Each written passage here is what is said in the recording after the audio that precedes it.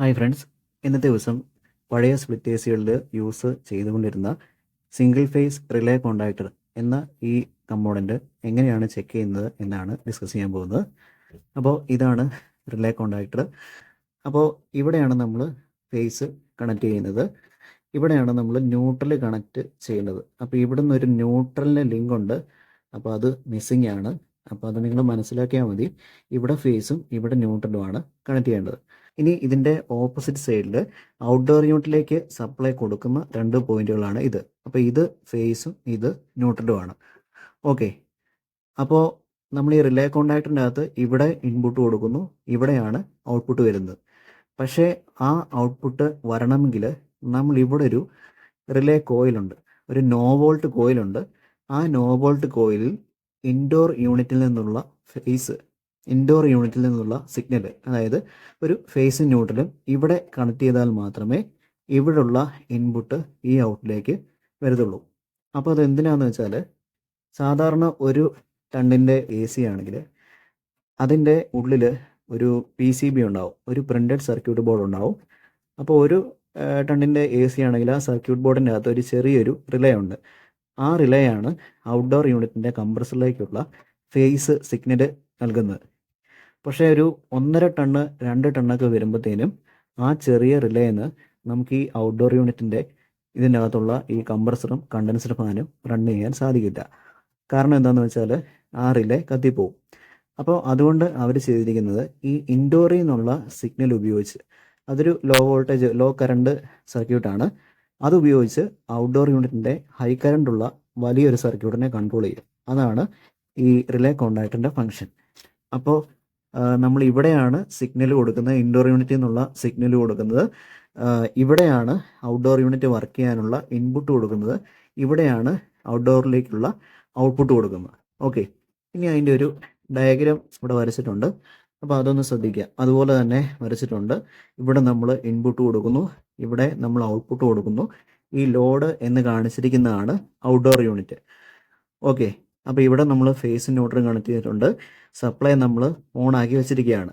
പക്ഷേ ഈ സപ്ലൈ ഇങ്ങോട്ട് പോകണമെങ്കിൽ ഇൻഡോർ യൂണിറ്റിൽ നിന്നുള്ള ആ സിഗ്നൽ, അതൊരു ഫേസ് ന്യൂട്രലുമാണ്, ആ ഫേസ് ന്യൂട്രലും ഈ നോ വോൾട്ട് കോയിലിൻ്റെ രണ്ടറ്റത്തും കൊടുത്താൽ മാത്രമേ ഇത് ആക്റ്റീവ് ആകത്തുള്ളൂ. അപ്പോൾ ഇത് എനർജൈസ് ആയാൽ മാത്രമേ ഈ സപ്ലൈ ഇവിടെ നിന്ന് ഇങ്ങോട്ട് വരത്തുള്ളൂ. അപ്പോൾ ഈ ഉപയോഗത്തിന് വേണ്ടിയിട്ടാണ് നമ്മൾ ഈ റിലേ കോണ്ടാക്ടർ യൂസ് ചെയ്യുന്നത്. ഇനി ഈ കാണിച്ചിരിക്കുന്നത് സിംഗിൾ ഫേസ് റിലേ കോണ്ടാക്ടറാണ്. ഇനി 3 ഫേസ് സിസ്റ്റങ്ങളിൽ വരുമ്പോഴത്തേനും അതിൻ്റെ വ്യത്യാസം എന്താണെന്ന് വെച്ചാൽ, ഇവിടെ ഒരു ന്യൂട്രൽ ഉണ്ടാവും. അപ്പോൾ 3 ഫേസിൽ 3 ഫേസ് ആയതുകൊണ്ട് ഇതുപോലെ ഒരു 2 എണ്ണം അഡീഷണൽ കൂടെ ഉണ്ടാവും.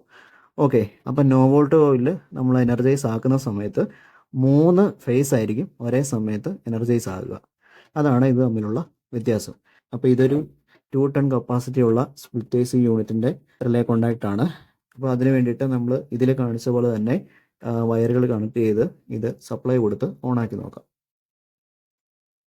ഇപ്പം നമുക്കിത് ഒരു ഡിജിറ്റൽ ക്ലാമ്പ് മീറ്റർ അതല്ലെങ്കിൽ മൾട്ടിമീറ്റർ വെച്ചിട്ട് നമുക്ക് ടെസ്റ്റ് ചെയ്ത് നോക്കാൻ പറ്റും. അപ്പോൾ അതിന് വേണ്ടി ഇതുപോലെ തന്നെ നമ്മൾ 20K ഓംസ് 20 കിലോ ഓം റെസിസ്റ്റൻസിൽ ആ നോബ് സെലക്ട് ചെയ്യുക. അതിനുശേഷം 2 വയറുകൾ, ഒന്ന് ഈ V ഓംസിലും രണ്ടാമത് കോമണിലും കണക്ട് ചെയ്യുക. ഇനി അടുത്തതായിട്ട് ഇതിനുള്ളിലെ നോ വോൾട്ട് കോയിലിൻ്റെ കണ്ടിന്യൂറ്റി നമുക്കൊന്ന് അളന്നു നോക്കാം. അപ്പോൾ അളക്കുന്ന സമയത്ത് ഇവിടെ എന്തെങ്കിലും എഴുതി കാണിച്ചു കഴിഞ്ഞാൽ അതിൻ്റെ അർത്ഥം ആ കോയിൽ നല്ലതാണെന്നാണ്. കാരണം എഴുതി കാണിക്കുന്ന അതിൻ്റെ റെസിസ്റ്റൻസ് ആയിരിക്കും. അപ്പോൾ റെസിസ്റ്റൻസ് കാണിക്കണമെങ്കിൽ ആ കോയിൽ നല്ലതാണെങ്കിൽ മാത്രമേ റെസിസ്റ്റൻസ് കാണിക്കൂ. ഓക്കെ, നമ്മളിവിടെ കണക്ട് ചെയ്ത് നോക്കിയപ്പോൾ അതിൽ ഒരു റീഡിങ് കാണിക്കുന്നുണ്ട്. അതിൻ്റെ അർത്ഥം ഈ കോയിൽ നല്ലതാണെന്നാണ്. ഇനി നമുക്കിത് സപ്ലൈനോട് കണക്ട് ചെയ്ത് നോക്കാം. അപ്പോൾ ഇവിടെ ഈ ന്യൂട്രൽ പോയിന്റ് ഇല്ലാത്തതുകൊണ്ട് നമ്മളിവിടെ വയർ കണക്ഷനൊന്നും കണക്ട് ചെയ്യുന്നില്ല, ഫേസ് മാത്രമാണ് കണക്ട് ചെയ്ത് നോക്കുന്നത്. അപ്പോൾ ഇവിടെ നമ്മളൊരു ഫേസ് ന്യൂട്രലും കണക്ട് ചെയ്യുന്നു.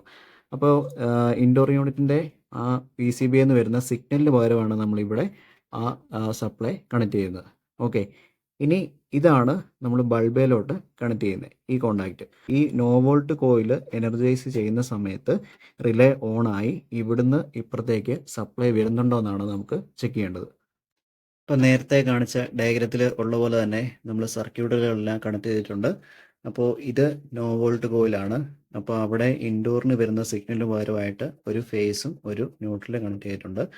അതുപോലെ തന്നെ ഇതാണ് അതിലേക്കുള്ള പവർ. അപ്പോൾ ലോഡിന് പകരമായിട്ട് ഈ 2 പോയിന്റിൽ നമ്മളൊരു ബൾബും കൂടെ കണക്ട് ചെയ്തിട്ടുണ്ട്. ഇനി നമുക്ക് ഈ സപ്ലൈ ഒന്ന് ഓണാക്കി നോക്കാം. അപ്പോൾ ഇത് കറക്റ്റായിട്ട് വർക്ക് ചെയ്യുമെങ്കിൽ ഒരു ക്ലിക്ക് സൗണ്ട് കേൾക്കും.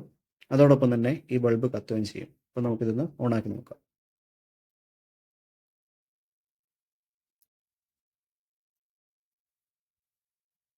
ഇപ്പോൾ ബൾബ് കത്തിയിട്ടുണ്ട്. അപ്പോൾ ഇവിടെ നമ്മൾ ചെയ്തിരിക്കുന്നത് ഇൻഡോറിൽ നിന്നുള്ള ഒരു സിഗ്നൽ വന്നപ്പോൾ ഔട്ട്ഡോർ ഓൺ ആയി. അപ്പോൾ ഇതിൽ ഔട്ട്ഡോറിന് പകരമാണ് നമ്മൾ ഈ ബൾബ് കൊടുത്തിരിക്കുന്നത്. ഇൻഡോറിൽ നിന്ന് വരുന്ന സിഗ്നലാണ് ആ കൊടുത്തിരിക്കുന്നത്.